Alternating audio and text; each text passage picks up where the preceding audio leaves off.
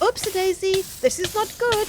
We've all fallen into lava at one point or another. It is a painful and often expensive experience. So what if I told you you don't need to die in lava?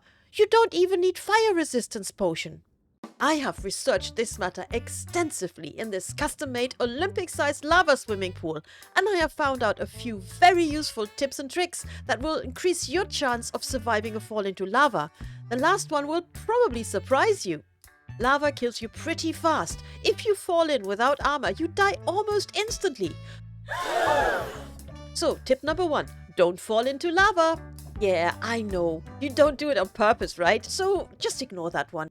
Tip number 2, don't panic. The thing that often kills you in lava is shock and disorientation.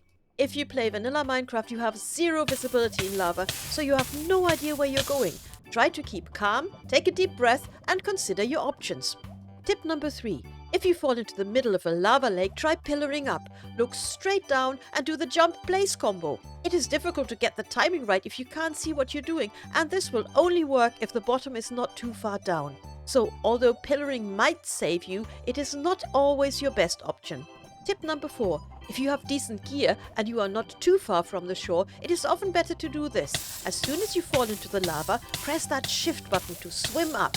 Once your head is above the lava and you see the land, swim to a place where you can get out fast. Hooray, I made it! But even when you're out, the hot stove still continues to burn you. So, here's tip number 5. Chomp away at some high-calorie snacks and make sure you heal up before the flames consume you. With good gear and some juicy golden carrots, you can survive in a lava lake for a surprisingly long time. I tried this in my lava pool. I've got golden carrots and diamond gear with full enchantment, and it's amazing how long I can go. I was quite surprised, but there's something even more surprising coming up, so hold on to your seats. Tip number 6. The respawn anchor. We've all done it, the walk of shame. You've probably placed your spawn bed in the overworld because we all know what happens when you place a bed in the nether, right?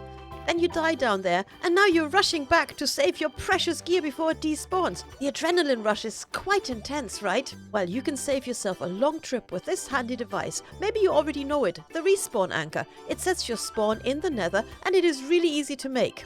All you need is 3 glowstone and 6 crying obsidian. Place it where you want to respawn, feed it with some more glowstone, and you're ready to go. Super handy. Tip number 7. This is a silly one, but it has to be said. Don't take your ridden animals to the nether. They give you no advantage in lava at all. You just end up with horse burger or fried camel. If you want a smooth ride across the lava, try tip number 8. Get yourself a strider. These chirpy little pals don't need taming. Just slap a saddle on them and steer them with a warped fungus on a stick. Whee! Look how we go! Tip number 9. Don't even bother with lower level armor because it won't help much. Even with iron armor, I barely managed to swim 7 blocks. So really, it's not worth it. So, tip number 10. Get the highest level of fire protection you can afford on your diamond gear. Just look at this. On one side, you have unenchanted gear. On the other side, you have fire resistance 4. I managed to swim a whopping 53 blocks with protection. That gives you a fairly decent chance to get out of the lava before you burn up. And finally, the one that surprised me, tip number 11.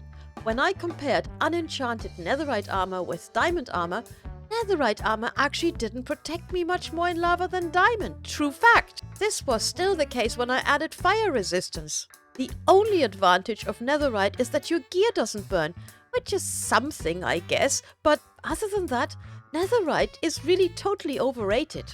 But it still looks cool, right? Well, I hope some of these tips will help you when you take a trip into the scary nether. And if you have not met any of the nether creatures, why not check out this video here? Have a hippy dippy day! Bye bye!